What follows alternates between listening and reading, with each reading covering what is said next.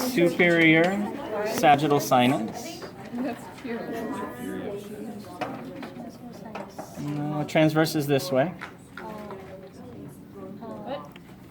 Tentorium cerebellum.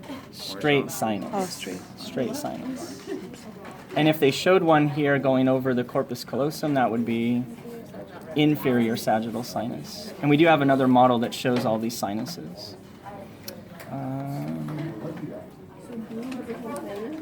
External jugular, internal jugular.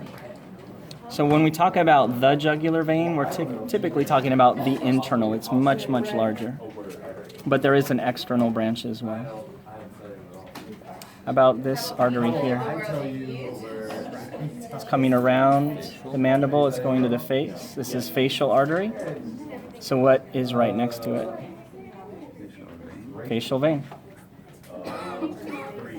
Superficial temporal artery with branches. And the vein right next to it? Superficial temporal vein. And then back here, occipital vein and occipital artery. So once you learn the list of arteries, it's not too bad learning the list of veins because many of them have the same name, and names are often based on location. Now you don't have a jugular artery.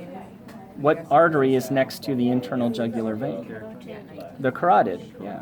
And before it branches, and it's going to branch right about in here, it's called common carotid. And then it splits into external and internal carotid, which we can't see here. How about superficial temporal? Is that a branch off of external carotid or internal carotid? How do you know?